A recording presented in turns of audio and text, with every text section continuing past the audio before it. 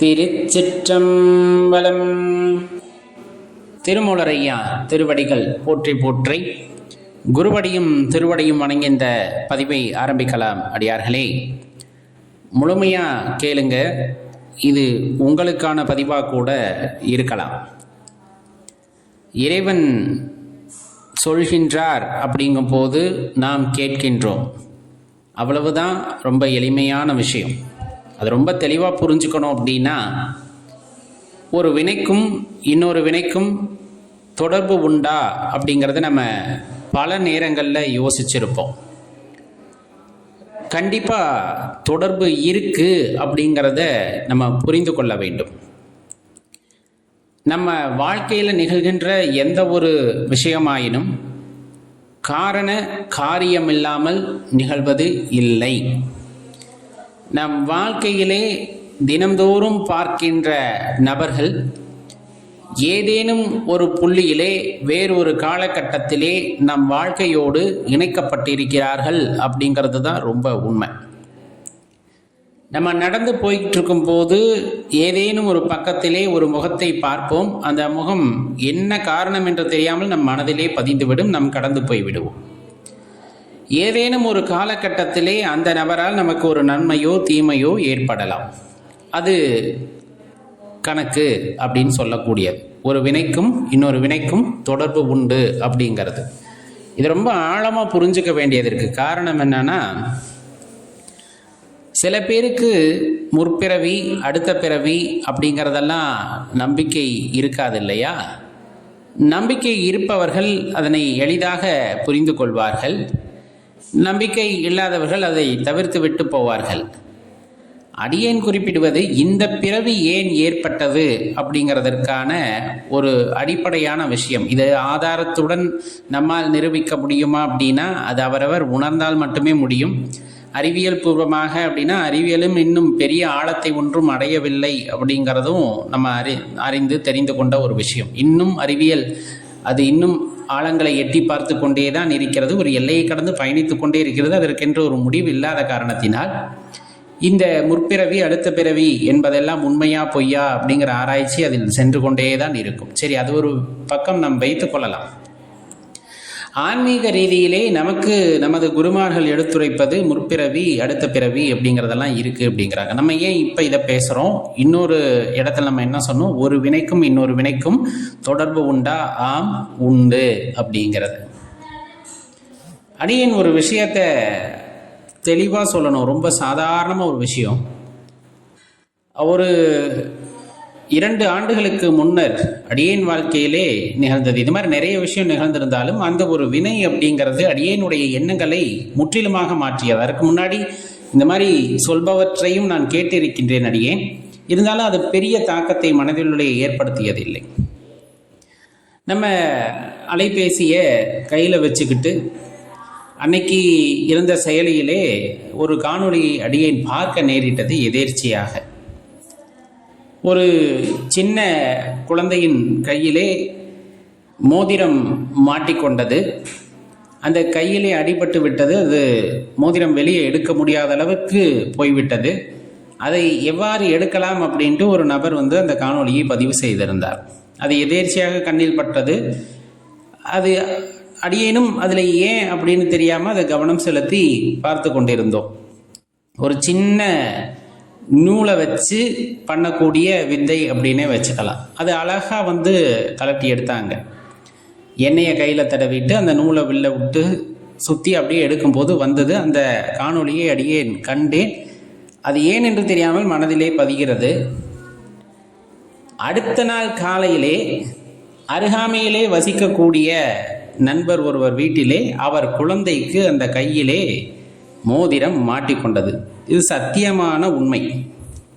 சத்தியமான உண்மை. அடியேன் பொய் கூறவில்லை அப்படிங்கிறதையும் நீங்கள் தெரிஞ்சுக்கணும்.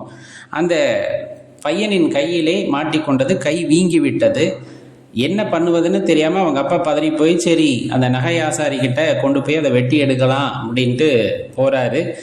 அடியனுடைய நண்பர் தான் கொஞ்சம் பொறுங்க அப்படின்னு சொல்லிட்டு, அடியேன் அந்த முத நாள் பார்த்த அந்த காணொளியின் ஞாபகத்தின் காரணமாக இந்த மாதிரி ஒரு நூல் கொஞ்சம் நல்லெண்ணெய் எடுத்துகிட்டு வாங்க அப்படின்னு நல்லெண்ணெய் கை முழுவதும் தடவி விட்டுட்டு அவங்க அந்த காணொலியில் நம்ம பார்த்ததை அப்படியே செஞ்சு பார்த்தோம். அந்த மோதிரம் கலண்டு வந்தது. இது சாதாரண நிகழ்வு அப்படின்னு நம்ம நினச்சா சாதாரண நிகழ்வு தான். என்ன பார்த்தோம் அதை செயல்படுத்தி பார்த்துருக்கோம். இதில் என்ன போய் இருக்குது அப்படின்னா பார்த்தோம், உணர்ந்தோம், செயல்படுத்தினோம். அடியேன் இதை எப்படி காண வேண்டியது இருக்குது அப்படின்னா, நிகழ்கின்ற ஒவ்வொரு வினைக்கும் ஒரு காரணம் உண்டு. நீ பார்க்கின்ற ஒவ்வொரு விஷயமும் ஒரு கணக்குண்டு. அது எங்கோ ஒரு முடிச்சாக, இந்த கயிறுக்கும் அந்த கயிறுக்கும் இடையே இருக்கின்ற முடிச்சாக இது ஒரு விஷயத்தினுடைய தொடர்ச்சி அப்படிங்கிறத உணர்ந்துக்க வேண்டும் என்ற எண்ணம் அப்பொழுதுதான் அடியேன் மனதிலே ஏற்பட்டது.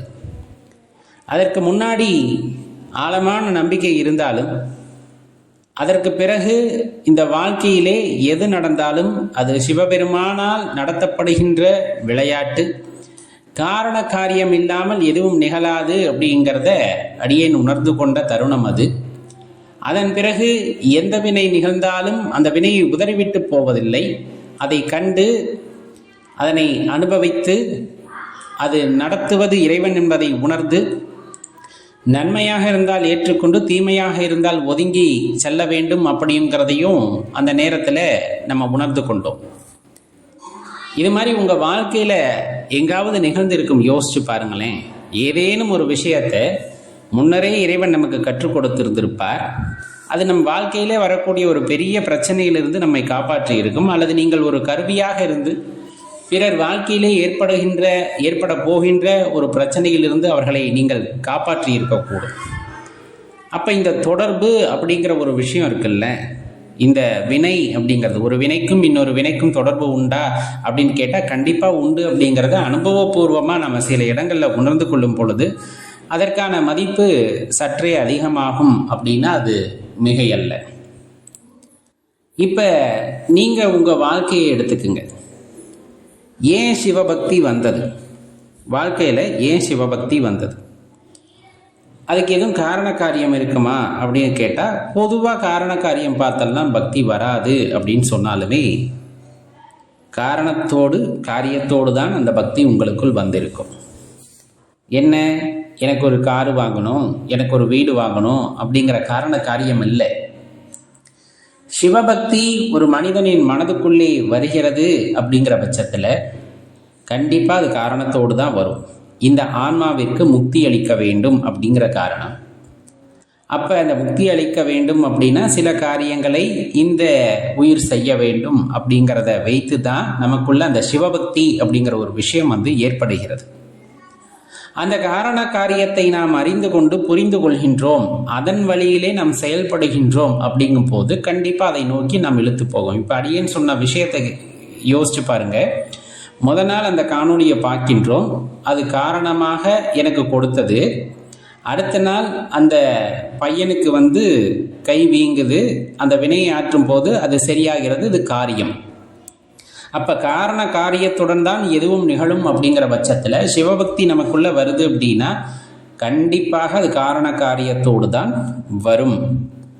உன்னை பக்குவப்படுத்த வேண்டும், உன்னை நெறிப்படுத்த வேண்டும், இந்த உயிருக்கு மோட்சத்தை அளிக்க வேண்டும் என்ற அந்த காரணத்தின் அடிப்படையிலே நமக்கு வருகின்ற பக்தி, நாம் சில காரியங்களை ஆற்ற வேண்டும் அப்படிங்கிறதுக்காக வாய்ப்பை கொடுக்கும். முக்தி அளிக்கணும்ட்டு நம்மை ஆட்கொண்டு விட்டார். அப்போ முக்தியை பெற வேண்டும் என்றால் நாம் சில விஷயங்களை செய்தாக வேண்டியது இருக்கிறது. அதுதான் காரியம். அதை நாம் செய்கின்ற பட்சத்திலே அந்த காரணம் அப்படிங்கிறது கைகூடும். இப்போ ஒருவேளை அடியே நான் பார்த்தது உண்மை, அடுத்த நாள் அதை செய்யாமல் போயிருந்தால், அந்த குழந்தைக்கு செய்யாமல் போயிருந்தால் அந்த காரியத்தை இன்னொருவர் செய்திருப்பார். ஆனால் அடியேனுக்கு அதை செய்து பார்க்கக்கூடிய வாய்ப்பு இல்லாமல் போயிருந்திருக்கும். அதனுடைய உண்மைத்தன்மை புரியாமல் போயிருந்திருக்கும். தெளிவாக தெரிஞ்சுக்குங்க. அப்போ ஒரு விஷயத்தை நாம் அறிகின்றோம் அப்படின்னா அதனை தக்க காலங்களில் முயற்சி செய்யணும். குருமார்கள் உபதேசம் செய்கிறார்கள், இந்த மந்திரத்தை நீங்கள் முயற்சி பண்ணி பாருங்கள் அல்லது சொல்லி பாருங்கள் அப்படின்னா அது காரணம், அதை சொல்லி பார்ப்பது காரியம். இதை ரெண்டு விஷயத்தை தெளிவாக தெரிஞ்சுக்கணும். அப்போ ஒரு விஷயம் நமக்கு அனுபவத்திற்கு வர வேண்டும் என்றால் அதை நாம் செய்து பார்க்க வேண்டும், அதை நாம் முயற்சி செய்து பார்க்க வேண்டும். அப்பொழுது கண்டிப்பாக அதற்குள் இருக்கக்கூடிய அர்த்தத்தை நம்மால் புரிந்து கொள்ள முடியும் அப்படிங்கிறத தெரிஞ்சுக்கணும். இப்போ 5 வயசில் ஒரு வினை நடக்குது. அந்த வினை 50 வயதில் எதிரொலிக்குமானா கண்டிப்பாக நடக்கும். நம்ம நிறைய பேர்த்த பார்த்துருப்போம். சின்ன வயசில் சைக்கிளில் போய் கீழே விழுந்தப்ப கால் அடிபட்டு கால் உடஞ்சது, அன்னைக்கு கட்டு போட்டு சரியாயிடுச்சு. ஆனால் 50 வயசில் அந்த இடத்துல வலிக்குதுன்னு சொல்கிற எத்தனை பேர்த்த நம்ம பார்த்துருப்போம். யோசிச்சு பாருங்களேன். அப்போ ஒரு வினைக்கும் இன்னொரு வினைக்கும் தொடர்பு இருக்குது. ஒரு வினைக்கும் இன்னொரு வினைக்கும் தொடர்பு இருக்குது. 5 வயசில் சரியாயிடுச்சுன்னு நினச்ச ஒரு விஷயம் 50 வயதில் அந்த வலி ஏற்படுகிறது. அப்படிங்கும் போது இந்த 2 வினைக்கும் தொடர்புண்டு. 5 வயசில் உடஞ்சு அதுக்கப்புறம் அது சரியாகி 50 வயதில் வலி எடுக்கிறது அப்படின்னா கண்டிப்பாக ஒரு காரணத்தோடு தான் இருக்கும். மருத்துவர் கேட்பார், சின்ன வயசில் எங்கேயாச்சும் கீழே வந்து அடிபட்டுச்சா அப்படின்னு. ஆமாங்க, அதுக்கு அறுவை சிகிச்சை செஞ்சோம் அப்படின்னு சொல்லும்போது நீங்கள் மறந்து போன ஒரு வினையை திருப்பியும் ஞாபகப்படுத்தி கொடுக்கிறது. அவ்வளவுதான் அந்த இடத்துல. அப்போ 2க்கும் தொடர்பு உண்டா? உண்டு. இப்போ சொல்லுங்க, நம்ம ஏன் இந்த வாழ்க்கையில் பிறந்திருக்கோம்? இந்த பிறப்பு நமக்கு எப்படி வந்தது? இன்னொரு பிறப்பு உண்டானா நாம் செய்கின்ற ஆற்றுகின்ற வினையை பொறுத்து அடுத்த பிறவி இருக்குமா இருக்காதா என்பது ஒரு கணம் இருந்தாலும், இந்த பிறவி என்பது ஏற்கனவே செய்த ஒரு வினையின் தொடர்ச்சி அப்படிங்கிறத நம்ம தெரிஞ்சுக்கிட்டோம். அப்படின்னா இந்த தொடர்ச்சியை நிறுத்துவதற்கு என்ன செய்ய வேண்டும் அப்படிங்கிறத நோக்கி நம்ம பயணிக்க ஆரம்பிப்போம். ஏதோ பிறந்திருக்கோம், ஏதோ வந்திருக்கோம், முடிஞ்ச வரலும் சந்தோஷமாக இருக்கலாம், முடிஞ்ச அளவுக்கு என்ன வேணாலும் பண்ணலாம் அப்படின்னா தெளிவாக தெரிஞ்சுக்கணும். ஒன்று இந்த பிறவியிலோ அல்லது இதன் தொடர்ச்சியாக இன்னொரு பிறவியிலோ நாம் செய்தனவற்றை அனுபவித்து தான் ஆக வேண்டும். எப்போது நாம் உணர்கின்றோமோ முற்பிறவிக்கும் இப்பிறவிக்கும் தொடர்பு உண்டு, ஒருவேளை இப்பிறவியில் என் கடமையை ஆற்றாமல் போனால் இதன் தொடர்ச்சியாக இன்னொரு பிறவி இன்னொரு வினை அதிலிருந்து தொடரும் அப்படிங்கிறத நம்ம எப்போ உணர்ந்து கொள்கின்றோமோ அப்போ நம்ம வாழ்க்கையில் வேகமாக போகிற வண்டியை நிறுத்துவதற்கான வழி என்ன அப்படிங்கிறத பற்றி தேடும் பொழுது இந்த பிறவியோட சூட்சமத்தை உணர்ந்து கொள்ள முயற்சி செய்வோம். அந்த பிறவியோடைய சூட்சமத்தை நாம் உணர்ந்து கொள்கின்றோம் என்றால் அதனை நின்று நாம் வெளியே வருவது எப்படி அப்படிங்கிறத யோசிக்க ஆரம்பிப்போம். உடனே யோசிச்சதுமே எல்லா விடையும் கிடைத்து விடாது. பலவற்றையும் தேடி அலைவோம் ஏதேனும் ஒரு க்ஷணத்திலே. ஏன்னா உங்களுக்குள்ள இந்த பக்தி வந்துருச்சுனாலே இது எப்படி அப்படின்னா உங்கள் கையில் சாவி இறைவன் கொடுத்துட்றாரு, அதுதான் பக்தி. உங்களை சுற்றி வீட்டில் ஒரு 10-18 கதவு இருக்குது அப்படின்னா அந்த சாவி ஏதேனும் ஒரு கதவுக்கு பொருந்தும். நம்ம எல்லாத்தையும் முயற்சி செய்து பார்க்கணும், ஒரு கதவு நீக்கும். அதே போல தான் உங்களுக்குள்ள பக்தி வந்துருச்சு, ஒரு தெளிவு வேணா கண்ணா பின்னான்னு சுற்றினோம்னா ஏதேனும் ஒரு இடத்துல அந்த வழி இருக்கும். ஆனால் அதை தேடி போக வேண்டிய பொறுப்பு யாருது அப்படின்னா நம்முடையது அப்படிங்கிறத தெரிஞ்சுக்கணும். அப்போ சாதாரணமாக ஒரு வினை நிகழ்வதில்லை. இந்த பிரபஞ்சத்திலே காற்றடிக்கிறது அப்படின்னா அந்த காற்றடிப்பதற்கும் ஒரு காரணம் உண்டு. ஒரு இடத்துல காற்று அப்படியே பழுத்து போன இலைகளை விழச் செய்யும், இன்னொரு இடத்துல காற்று வேர்வை நல்ல வேர்த்து உழைத்து அப்படியே களைப்பாக இருக்கின்ற ஒரு உழைப்பாளியினுடைய மேலே படும்போது அது ஒரு புத்துணர்ச்சி அவ்விடத்திலே ஏற்படுத்தும். அதே காற்று இன்னொரு சுழலாக உருவாகும் பொழுது மலையை ஈர்க்கக்கூடியதாக மாறுகிறது. அப்போ ஒரே காற்று தான் பல்வேறு இடங்களில் பல்வேறு வகைகளில் அது செயலாற்றுகிறது அப்படிங்கிறத நம்ம உணர்ந்துக்கணும். அதனுடைய தன்மை மாறுபடுகிறது அப்படிங்கிறதையும் உணர்ந்துக்கணும். அதுதான் நம்ம வாழ்க்கையினுடைய அச்சாரமாக இருக்கும். இதையெல்லாம் உணர்ந்து கொள்ளும் பொழுது தான் வாழ்க்கை அப்படின்னா என்னங்கிறத பற்றின தெளிவு நமக்கு கிடைக்கும் அப்படிங்கிறதையும் தெரிஞ்சுக்குங்க. திருச்சிற்றம்பலம். திருமுலரையா திருவடிகள் போற்றி போற்றி, குருவடியும் திருவடியும் வணங்கி இந்த பதிவை ஆரம்பிக்கலாம். நண்பர்களே, ரொம்ப பொறுமையாக நிதானமாக கேட்க வேண்டிய பதிவு. உண்மையை உள்ளார்ந்து உணர வேண்டும் அப்படின்னா கொஞ்சம் கவனமாகவும் கேளுங்க. இன்றைய தொழில்நுட்ப வளர்ச்சியின் காரணமாக நாம் அறிகின்றோம் பல விஷயங்களை. நம்ம வாழ்கின்ற இந்த பூமி மட்டும் ஒரு கோள் அல்ல, இது போல எண்ணிலடங்கா கோள்கள் இருக்கின்றன. நாம் வசிக்கின்ற இந்த சூரிய குடும்பத்தை போல பல சூரிய குடும்பங்கள் இருக்கின்றது அப்படிங்கிற உண்மையெல்லாம் இன்றைக்கி தொழில்நுட்பம் வளர்ந்த காரணத்தினால, நிறைய தொலைநோக்கிகள் கண்டுபிடிக்கப்பட்ட காரணத்தினால் நாம் உணர்ந்திருக்கின்றோம். இதெல்லாம் ஒரு குறிப்பிட்ட காலகட்டத்துக்குள்ளே நிகழ்ந்திருக்கு. நம்ம இந்த பாரத பூமி ஆன்மீக பூமின்னு சொல்கிறதுக்கான காரணம் எல்லாருமே அறிந்தது தான். நமது சித்தர்களும் நமது ஞானியர்களும் நாயன்மார்களும் மாதிரி ஆழ்வார்கள் போன்றவர்கள் எல்லாருமே தங்களோட ஞானத்தினால் இந்த அண்டம் எப்படிப்பட்டது, இந்த பிரபஞ்சம் எப்படிப்பட்டது, அதை உருவாக்கிய ஈசன் எப்படிப்பட்டவர் இப்படிங்கிற விஷயத்தை எல்லாத்தையுமே ரொம்ப அழகாக எடுத்து கூறியிருப்பார்கள். அந்த காலத்தில் எந்த தொலைநோக்கியும் இல்லை, எந்த தொழில்நுட்பமும் இல்லை. ஆனால் இருந்த இடத்திலிருந்து தன்னுள் இருக்கின்ற இறைவனை உணர்ந்ததின் மூலமாக இந்த பூமி சார்ந்த சூரிய குடும்பம், அதை தாண்டிய இந்த பிரபஞ்சம், அண்டம், இந்த பேரண்டம் எல்லாத்தையுமே தங்களோட ஞான திருஷ்டியினால் கண்டு அதன் மூலமாக இவற்றையெல்லாம் படைத்த இறைவன் எப்பேற்பட்டவன் என்ற பாடல்களின் வாயிலாக விளக்கி இருக்கிறார்கள். அப்படின்னா அவர்களுக்கெல்லாம் இறைவன் செய்த அற்புதம் அல்லது கொடுத்த வரம் எப்படிப்பட்டது அப்படிங்கிறத சிந்தித்து பார்க்கணும் இல்லையா? ஏன்னா எல்லாத்துக்குமே இது கிடைத்தறது இல்லையே. அரும்பெரும் பிறப்பு இந்த மனித பிறப்பு அப்படின்னு எல்லாத்துக்கும் தெரியும். எல்லாருமே பிறந்திருக்கோம், எல்லாருமே கடவுளை வழிபடணும்னு நினைக்கிறோம், வழிபடுறோம், உண்மையாக இருக்கணும்னு நினைக்கிறோம், உண்மையாக இருக்கிறோம். இருந்தாலும் நமக்கெல்லாம் கிடைக்காத அந்த அரும்பெரும் பாக்கியங்கள் அன்று வாழ்ந்த சித்தர்கள், ஞானியர்கள், நாயன்மார்களுக்கெல்லாம் கிடைத்திருந்தது. அப்படின்னா அவர்கள் வைத்திருந்த பக்தி, அவர்களின் அர்ப்பணிப்பு உணர்வு எப்படிப்பட்டதாக இருந்திருக்கும் அப்படிங்கிறத சற்றே எண்ணி பார்க்க வேண்டும். இதற்கு ஆதாரமாக நம் பல நூல்களை குறிப்பிடலாம். நம்ம இப்போ சொன்ன விஷயத்தை சித்தர்களும் ஞானிகளும் எளிதில் மற்றவர்களுக்கு எடுத்து செல்லும் வகையில் நிறைய பாடல்களை எழுதியிருக்கிறார்கள் அப்படின்னு நம்ம சொன்னாலும் சில உதாரணங்களையும் நாம் மேற்கோள் காட்டலாம். உங்களுக்கு நல்லா தெரியும், மாணிக்கவாசக பெருமான் அருளிய, அதுவும் ரொம்ப குறிப்பாக சொல்லணுன்னா சிவபெருமானே தன்னோட கையால் எழுதிய அந்த திருவாசகத்தில் தில்லையில் அருளிய திருஅண்டப்பகுதி அப்படின்ட்டு ஒரு பகுதி இருக்கு இல்லையா? அதில் குறிப்பாக குறிப்பிடுவர், அண்டப்பகுதியின் உண்டை பிறக்கம் அளப்பெரும் தன்மை வளம்பெரும் காட்சி ஒன்றனுக்கு ஒன்று நின்று எழில் பகரின் 101 கோடியின் மேற்பட விரிந்தன இல் நுழைக்கதிரிந்தொன் அனுப்புரைய சிறியவாக பெரியோன் தெரியின். இது ரொம்ப ஆழமான பாடல். கண்டிப்பாக இதோட ஆழம் அப்படிங்கிறது அந்த பாட்டில் உள்ள கருத்து போலவே மாணிக்கவாசக பெருமான் உணர்ந்து அதை இயற்றும் பொழுது குறிப்பிடுகிறார். நம்ம ஆராய்ந்து பார்க்கணும் அப்படின்னா பல்வேறு அண்டங்களை உள்ளடக்கிய இந்த பேரண்டத்தினோட விளக்கம் அதில் ரொம்ப குறிப்பாக சொல்லப்படுகிறது. இந்த பேரண்டத்தை நம்மால் அளக்க முடியுமா அப்படின்னா அளக்க முடியலை.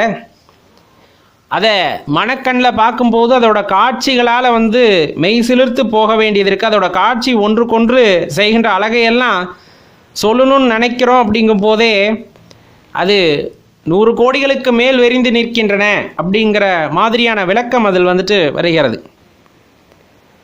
இவ்வளவு பிரம்மாண்டம் ஐயா வர்ணிக்கும் போது அண்டம் பேரண்டம் அது விரிந்து நிற்கிறது.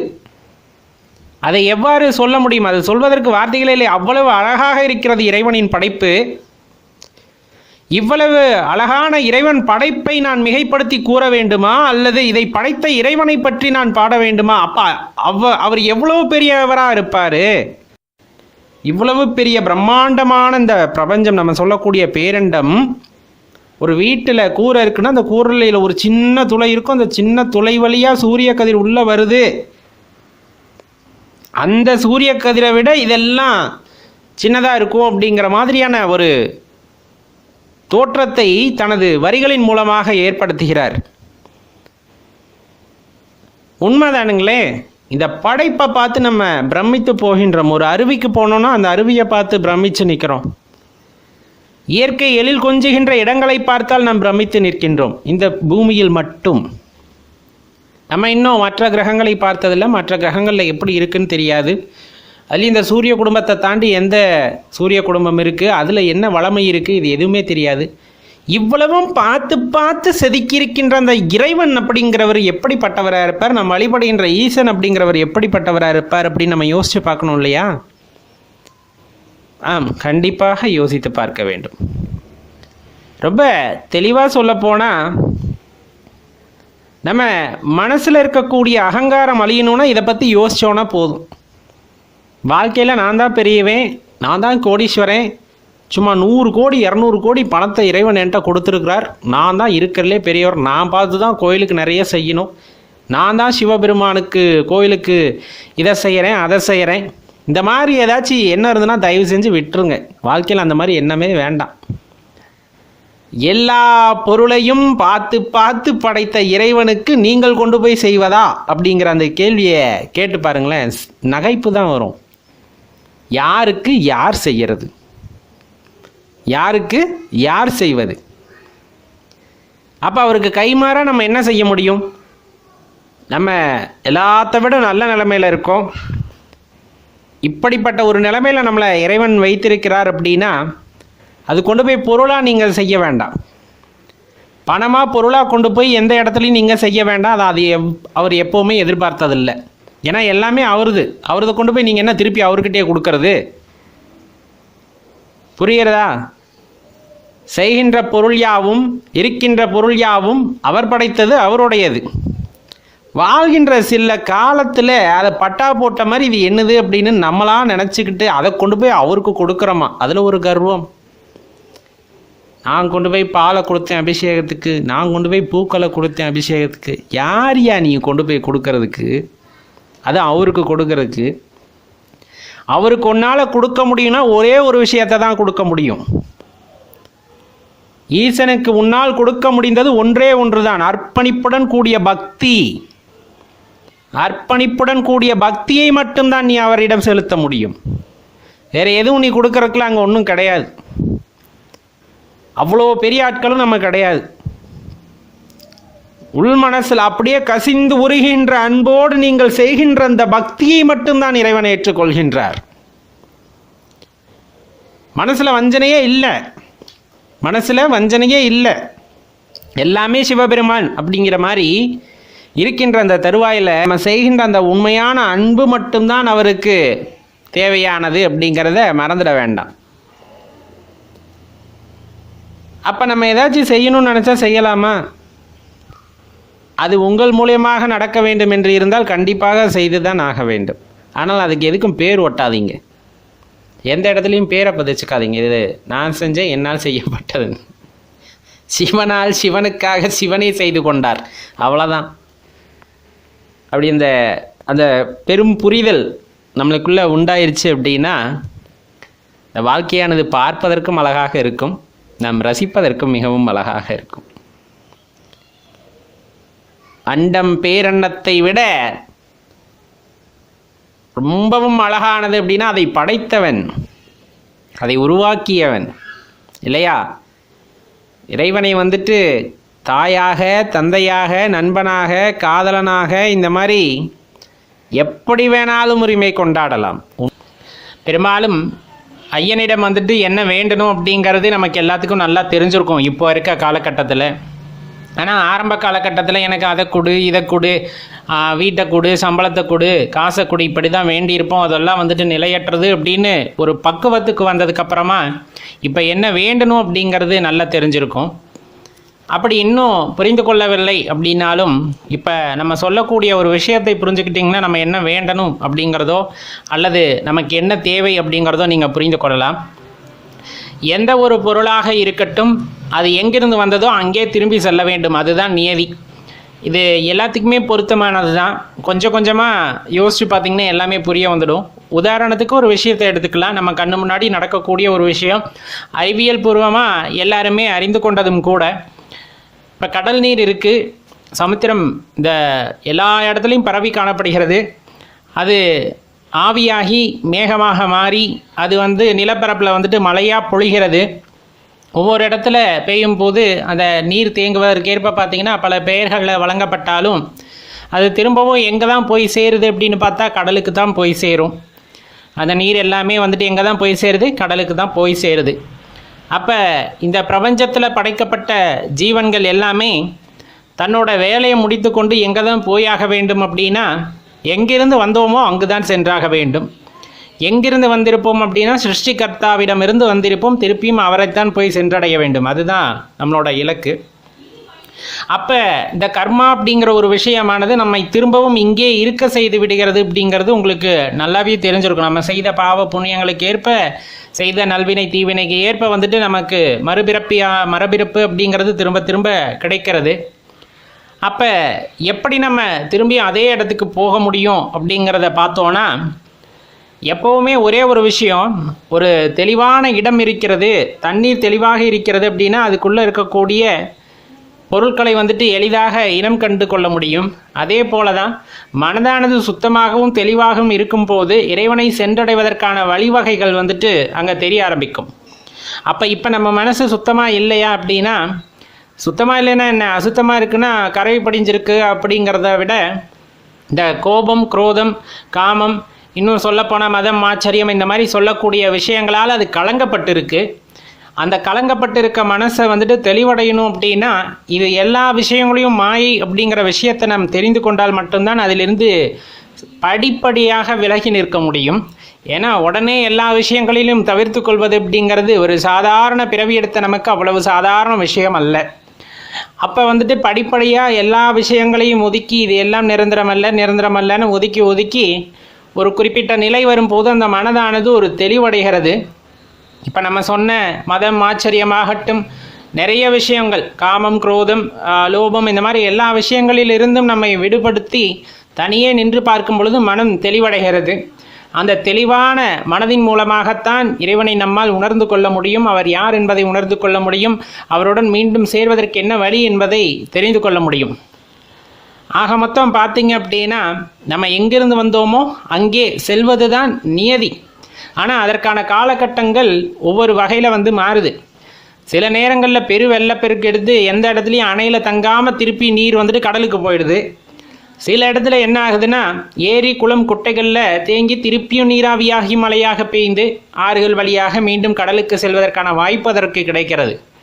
அதுபடி தான் இந்த ஏரி, குளம், குட்டையெல்லாம் நம்ம வாழ்க்கை மாதிரி நம்ம செய்த நல்வினை தீவினைக்கு ஏற்ப இங்கேயே சிறிது காலம் இருக்க வேண்டும் அப்படிங்கிறது நம்மளோட அந்த விதி பலனாக அமைந்து விடுகிறது. அப்போ இறைவனை அடைய வேண்டும் என்னும் போது நமது மனதில் இருக்கக்கூடிய அந்த தீவினைகள் யாவையும் போக்குவதற்கு என்ன செய்ய வேண்டுமோ, இறைவனை உணர்வதற்கு என்ன செய்ய வேண்டுமோ அதற்கான வழிகளை தேடி, அதற்கான வழிகளில் சென்றுதான் நம்மால் ஒரு உயர்ந்த நிலையை அடைய முடியும். சரி, அப்போ இதுக்கு என்ன பண்ணுறது? இப்போ பெரும்பாலும் பார்த்தீங்கன்னா ஞானிகர்கள் எல்லாத்தையுமே வந்துட்டு இறைவன் தடுத்து ஆட்கொண்டிருப்பார் அப்படிங்கிறது எல்லாத்துக்குமே நல்லா தெரியும். தடுத்து ஆட்கொள்வதுன்னா என்னப்பா, இப்போ இந்த உலக வாழ்க்கை தான் உண்மை அப்படின்னு நினச்சிக்கிட்டு இதிலேயே உழன்று கிடக்கும் பொழுது கண்டிப்பாக வந்துட்டு நம்மால் அடுத்த நிலையை எய்த முடியாது. அப்படி வந்துட்டு உலக வாழ்க்கையை பொய் என்று புரிய வைத்து எது உண்மை என்று இறைவன் நமக்கு உணர வைப்பது தான் தடுத்தாட்கொள்வது அப்படின்னு சொல்லக்கூடிய விஷயம். சுந்தர பெருமானோட வாழ்க்கையை படித்தீங்கன்னா உங்களுக்கு தெரியும். பிறக்கும் போதே அவரை இறைவன் தடுத்தாட்கொண்டிருப்பார் அப்படிங்கிறதெல்லாம் நம்மளுக்கு தெரிந்த விஷயம்தான். அந்த மாதிரி பெரு ஞானிகளாகட்டும், எல்லாத்துக்குமே நீங்கள் ரமண மகரிஷி எடுத்துக்கலாம், தற்காலத்தில் நம்மளுக்கு தெரிஞ்சவங்க இவங்கெல்லாம், இல்லை இன்னும் சித்தர் பெருமக்கள்லாம் எடுத்துக்கிட்டோம்னா, வாழ்க்கையில் நம்மளை மாதிரி சாதாரண பிறவியை பிறந்திருந்தாலும் அதுக்கப்புறம் ஒரு உன்னதமான நிலை இருக்கிறது என்பதை அறிந்து அதை நோக்கி சென்று கொண்டிருந்திருப்பார்கள், இந்த உலகப்பற்றுகளிலெல்லாம் இருந்து விடுபட்டு. அப்போ என்னென்னா, இறைவன் அவர்களை தடுத்தாட்கொண்டு விட்டார். அதாவது இங்கே இருக்கிறதெல்லாம் மாயை, அதனால் உண்மை எதுவோ அதை தேடி செல் அப்படின்னு அவங்களுக்கு உத்தரவு கிடச்சிருச்சு. அப்படிங்கும்போது அவங்க அதை தேடி செல்ல ஆரம்பித்து விடுகிறார்கள். ஆனால் அது உண்மையான புரிதலாக இருக்க வேண்டும். ஏதோ சொல்கிறார்கள், நாம் கேட்கிறோம் என்று எதையும் நம்ம கடமைக்கு செய்ய முடியாது. முறையாக வந்துட்டு இறைவனோட வழிகாட்டுதலின்படி குரு அமைய பெற்று அதன் வழியே ஒரு நல்ல தேடுதல் அமைவது அப்படிங்கிறது பெரிய விஷயம். அது பூர்வ ஜென்மத்தில் இருக்கக்கூடிய விட்டக்குறை தொட்டக்குறையின் காரணமாக இந்த ஜென்மத்தில் அது வாய்க்கிறது. இறைவன் நம்மை தடுத்தால் கொள்கின்றார். அப்படிங்கும்போது அது நல்லபடியாக நடக்கும். அப்போ நம்ம இறைவனிடம் என்ன வேண்டிக் கொள்ளணும் அப்படின்னா, இந்த மாதிரி என்னையும் தடுத்தாட்கொண்டு எனக்கு உண்மை எது என்று புரிய வைத்து விடு இறைவா அப்படிங்கிறத மனதார வேண்டிக் கொள்ள வேண்டும். அதுதான் ரொம்ப முக்கியமான விஷயம். வீடு வேணும், பங்களா வேணும், எல்லாமே வேணும், ஆனாலும் நான் தேடி செல்லணும் அப்படின்னா அதுக்கு வாய்ப்பு இருக்காது. உண்மையாக வந்துட்டு எது உண்மை அப்படிங்கிற விஷயத்தை உணர்ந்து கொண்டு எதை இறைவனிடம் கேட்க வேண்டும் என்பதில் ஒரு தெளிவு வேண்டும். கேட்பது கிடைத்துவிடும், நல்லா தெரிஞ்சுக்குங்க. எது கேட்குறீங்களோ கிடைத்துடும். ஏன்னா இறைவன் வந்துட்டு அன்பின் உருவானவர். எதை கேட்குறீங்களோ அதை கொடுத்துடுவார். ஆனால் அதன் பின் இருக்கக்கூடிய எல்லா விஷயங்களையும் நாம் தான் எதிர்கொள்ள வேண்டும். அதுதான் ரொம்ப முக்கியமாக. கேட்கறதுக்கு முன்னாடி யோசித்து கேளுங்க இறைவனிடம். வரம் கேட்டாலும் தெளிவான வரமாக கேட்க வேண்டும். கடமைக்கு வரம் கேட்டு அதுக்கப்புறம் அதனால் வரக்கூடிய பிரச்சனைகளை நாம் தான் சமாளிக்க வேண்டும். அதையும் எப்போவுமே தெரிந்து கொள்ள வேண்டும். அப்போ ஒரு தெளிவான மனதுடன் இறைவனிடம் என்ன கேட்க வேண்டும் என்பது உங்களுக்கு புரிந்திருக்கும். அப்போது இறைவனிடம் என்ன கேட்க வேண்டுமோ அதை தெளிவாக கேளுங்கள். கட்டாயமாக இறைவன் அதற்கான வழிவகைகளை செய்வார், அதற்கான வரத்தையும் அருள்வார். அப்படிங்கிறதுல எந்த மாற்று கருத்துமே இல்லை அடியார்களே. எல்லாத்துக்குமே இறைவனோட அருள் கிடைக்க வேண்டும் என்பதுதான் எல்லோருடைய விருப்பமும் கூட. ஆனால் என்னன்னு பார்த்தோம் அப்படின்னா, இங்கே இருக்கக்கூடிய பொருட்களை எல்லாம் மதிப்புயர்ந்ததாக நினைத்து கொண்டு உண்மையான மதிப்புடைய பொருளை நாம் தேடுவதை விட்டு விடுகிறோம். அதுதான் இந்த இடத்துல பெரிய பிரச்சனையே. எல்லாமே அழிவுக்கு உட்பட்டது தானே. நீங்கள் எந்த பொருளாக இருந்தாலும், நாம் வைக்கின்ற ஆசை வைக்கின்ற எந்த பொருட்களாக இருந்தாலும் அழிவுக்கு உட்பட்டது தான். அது சக உயிரினமாக இருக்கட்டும், நீங்கள் வாங்குகின்ற பொருளாகட்டும், எதுவாகட்டும், எல்லாமே அழிவுக்கு உட்பட்டது தான். ஆனால் அழிவே இல்லாத ஒன்று அப்படின்னா இறைவனின் கருணை, இறைவனின் அருட்பார்வை. அதற்கு அழிவே கிடையாது. அந்த அருட்பார்வை நமக்கு கிடைத்து விட்டால் அதற்கப்புறம் கிடைக்கின்ற அந்த ஆனந்தத்திற்கு முடிவு என்பதே இருக்காது. இதெல்லாம் ஞானியர் பெருமக்கள் நிறைய சொல்லியிருக்காங்க. அப்போ நம்ம எதை தேட வேண்டும்? புறப்பொருட்களையா அல்லது இறைவனின் அந்த அருட்பார்வையவா அப்படின்னா அந்த அருளைத்தான் நாம் தேட வேண்டும். எப்போவுமே ஒரே ஒரு விஷயந்தான், பழக பழக தான் எல்லாமே கிடைக்கும். இப்போ சைக்கிள் ஓட்டுறது எடுத்ததுமே எல்லாத்துக்கும் பழித்தமாயிடுமா? எடுத்ததுமே உட்காந்ததுமே சைக்கிள் ஓட்டி யாரும் பார்த்துருக்கீங்களா? அதே போல் இப்போ ஏரோப்ளைன் ஓட்டணும், அந்த பயிற்சி இல்லாமல் ஓட்ட முடியுமா? எல்லா விஷயத்துக்குமே அப்படி தான். நடக்கிறதுக்கே நம்ம தள்ளுவண்டியை வச்சு தான் நடந்தோம். எந்திரிச்சு அப்படியே பிறந்தமே யாரும் எந்திரிச்சு நடந்துறதில்லை. பயிற்சி இல்லாமல் ஒரு விஷயம் நடக்காது. அதுபோல தான் இறைவனிடம் தொடர்ந்து அன்பு செலுத்த அது ஒரு பயிற்சியாக மாறும். அது எல்லையற்ற அன்பாக மாறும். அப்படி அது எல்லையற்ற அன்பாக மாறும் பொழுது தான் ஒரு உன்னதமான தெளிவான பாதையானது நமக்கு தெரிய வரும். எடுத்ததுமே எல்லாம் சாத்தியமா அப்படின்னா எடுத்ததுமே எதுவும் சாத்தியமாகாது தான். ஆனால் நம் முயற்சிகள் அதை சாத்தியப்படுத்தும் அப்படிங்கிறதுல எந்த மாற்று கருத்துமே இல்லை. உன்னத நிலை அப்படின்னு ஒன்று உண்டு. அப்படிங்கும் போது அது பேசாதிருத்தல் அப்படின்ட்டு தான் எல்லா பெரியவர்களும் கூறுவார்கள். பேசாதிருத்தல் அப்படிங்கிறது அவ்வளவு சக்தியானதா அப்படின்னா, கட்டாயமாக மௌனமாக இருத்தல் அப்படிங்கிறது பெரிய ஆற்றலை வழங்க வல்லது அப்படிங்கிறத நல்லா தெரிஞ்சுக்குங்க. நம்ம உடலில் இருக்க ஆற்றல் குறைகிறதுனா அது அதிகமாக நம்ம பேசுகிறனால தான். அதனால தான் பெரும்பாலுமான ஞானியர்கள் தங்கள் பேச்சையே தவிர்த்து கொள்வார்கள். இன்றும் நிறைய ஞானியர்கள் சித்தர்கள் நம்மிடையே வாழ்ந்து கொண்டிருக்கிறார்கள். அவர்களையெல்லாம் பார்த்தீங்கன்னா யாரிடமும் பேசுவதில்லை. சைகைகளின் மூலமாகவே பதில் சொல்லி அனுப்பிச்சிடுவாங்க. அதிகபட்சமாக ஒரு வார்த்தையில் எல்லா பொருளும் புரிகிற மாதிரி சொல்லி அனுப்பிச்சிடுவாங்க. அப்போ அந்த மௌனத்திற்கு அவ்வளவு ஆற்றல் உண்டானா கட்டாயமாக மௌனத்திற்கு சக்திகள் அதிகம். அப்போ ஆன்மீகத்தில் நம்ம முதல் படியை எடுத்து வைக்கணும் அப்படின்னு நினைக்கும் போதே நம்ம கற்றுக்கொள்ள வேண்டிய விஷயம் மௌனமாக இருத்தல் அப்படிங்கிறது. அந்த காலத்தில் மௌன விரதம் அப்படிங்கிறது எல்லா குடும்பங்களிலும் கடைபிடிக்கப்பட்டது. மாதம் ஒரு முறையோ வருடம் ஒரு முறையோ மௌன விரதம் இருந்தார்கள். இழந்த சக்திகளை எல்லாம் மீட்டுக்கொள்வதற்காக, உடலளவில் இழந்த சக்திகளை மீட்டுக்கொள்வதற்காக அந்த மௌன விரதமானது சிலரால் கடைபிடிக்கப்பட்டது. அதன் பின்னர் இருக்கக்கூடிய அந்த ஒரு அதீத சக்தி அப்படிங்கிறது எல்லை இல்லாதது அப்படிங்கிறத சரியாக புரிஞ்சுக்குங்க. அப்போ எப்போவுமே மௌனமாக இருந்துடணுமா? இது நடக்கக்கூடியதானா? மௌனமாக இருக்க முடியவில்லை என்றால் சரியான இடத்தில் மட்டும் பேசுங்கள், தேவையான இடத்தில் மட்டும் பேசுங்கள். அப்படி கற்றுக்கொள்ளுங்கள். தேவையில்லாமல் நிறைய இடங்களில் பேசி உங்களுடைய ஆற்றலை இழப்பதற்கு பதிலாக எங்கு உங்களுடைய பேச்சின் தேவை இருக்கிறதோ அங்கு மட்டும் நீங்கள் பேசுங்கள். அதுவுமே உங்களுக்கு ஆற்றலை வழங்க வல்லது அப்படிங்கிறத தெரிஞ்சுக்கணும்.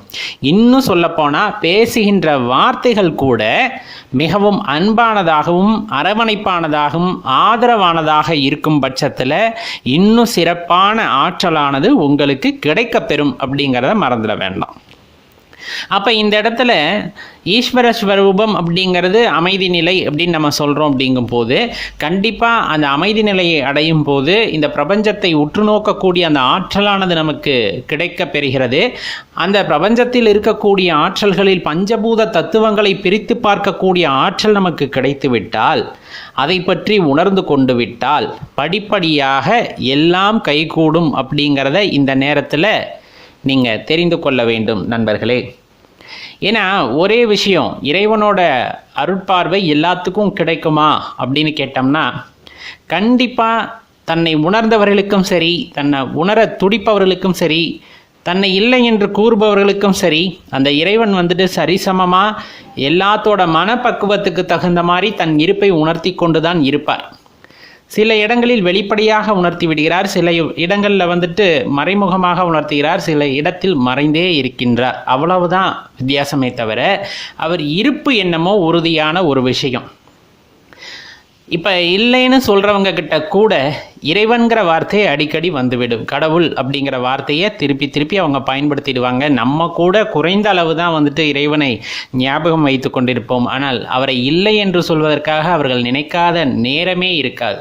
அந்த வகையில் கூட இறைவன் அவர்களை ஆட்கொண்டு விடுகிறார் அப்படிங்கிறத இந்த வாயிலாக தெரிஞ்சுக்கணும். ஒரு உதாரணத்துக்கு சொன்னோம் அப்படின்னா, இந்த பூமி பெருவெடிப்பு இந்த இதெல்லாம் சொல்கிறாங்க இல்லைங்களா, அதன் வாயிலாக வந்து தோன்றிய போது பார்த்தீங்கன்னா கிட்டத்தட்ட அந்த நெருப்பு குழம்பாக இருந்தது அப்படின்னு. இடைவிடாது மழை பெய்து பெய்து பெய்து இந்த பூமியானது குளிர்ச்சி அடைந்து இத்தனை உயிரினங்கள் வாழ்வதற்கு ஏற்ற ஒரு சூழ்நிலையானது இங்கு உண்டாயிற்று அப்படின்னு சொல்லப்படுது. எடுத்ததுமே மனுஷனை இறைவன் படைத்தாரா அப்படின்னா கிடையாது. முதல்ல அவங்களுக்கு தேவையான உணவு வகைகள் எல்லாத்தையும் படைத்த பின்னர், ஒவ்வொரு அறிவு ஜீவராசியாக இந்த உலகத்தில் படைக்கப்பட்ட பின்னர் கடைசியாகத்தான் வந்துட்டு சில விலங்கினங்கள் மனித இனங்கள் எல்லாம் படைக்கப்பட்டிருக்க வேண்டும் அப்படிங்கிறத தெரிஞ்சுக்கணும். ஏன்னா நேரடியாக ஒரு உயிரினமே இங்கே தோன்றுறது அப்படின்னா அதுக்கு உணவில்லாத போது அந்த உயிரினம் வாழ்வதற்கான ஆதாரம் இருக்காதல்லவா. அப்போ தெளிவாக அதை புரிஞ்சுக்கணும்ல. அப்போ ஒரு இனம் இங்கு தோன்ற வேண்டும் என்றால் அந்த இனமானது சந்தோஷமாக இருப்பதற்கு அல்லது வாழக்கூடிய சூழ்நிலையை ஏற்படுத்திவிட்டு அந்த இனத்தை இறைவன் படைத்திருக்கிறார். அப்படிங்கும் போதே அவரோட அந்த ஆற்றலை, அவருடைய அந்த அறிவை வந்து நம்ம உணர்ந்து கொள்ள வேண்டும். அதுதான் இங்கே முக்கியம். இறைவனோட கருணையானது அனைவருக்கும் கிடைக்கிறது. மழை பெய்யுது அப்படின்னு சொன்னோன்னா எல்லா பக்கங்களிலுமே மழை பெய்கிறது. ஒரு சில இடங்களில் வந்துட்டு அதிகமாக கொட்டி தீர்க்கிறது, ஒரு சில இடங்களில் வந்துட்டு குறைவாக பெய்தாலும் மழையானது எல்லா பக்கமும் பெய்கிறது. ஆனால் அதை எப்படி பயன்படுத்திக்கிறார்கள் அப்படிங்கிறது தானே ரொம்ப முக்கியம். சில பேர் அணை கட்டி தடுத்து வச்சுக்கிறாங்க, சில பேர் குளம் குட்டை ஏரியெல்லாம் வெட்டி தூர்வாரி அதை தண்ணியை தேக்கி வச்சுக்கிறாங்க, சில பேர் அண்டால பிடிக்கிறாங்க, சில பேர் குடத்தில் பிடிக்கிறாங்க, சில பேர் வீணடிச்சிட்றாங்க. இது போல தான் ஆன்மீகத்திலையுமே இறைவனோட கருணையானது அனைவருக்கும் கிடைக்கிறது. அதை அணை கட்டி தடுத்து வைப்பவர்கள், அதை அண்டால பிடிக்கிறவங்க குண்டால பிடிக்கிறவங்க மாதிரி அதை எப்படி பயன்படுத்துகிறார்கள் அப்படிங்கிறத பொறுத்து தான் இறைவனோட இருப்பை வந்துட்டு ஒவ்வொருவராலும் ஒவ்வொரு மாதிரியாக உணர்ந்து கொள்ள முடிகிறது.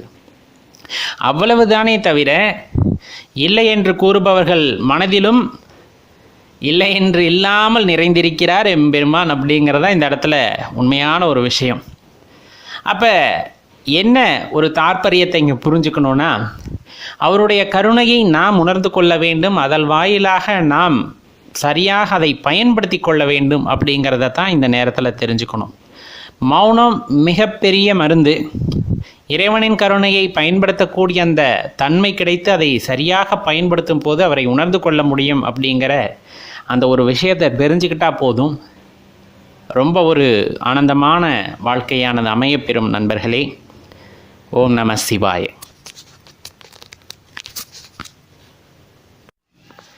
நம்ம சேனலோட முந்தைய பதிவுகளை பார்க்குறதுக்கு கீழே வீடியோ டிஸ்கிரிப்ஷனில் அதற்கான லிங்க் எல்லாம் கொடுத்துருக்கோம், போய் பார்த்து மகிழுங்கள்.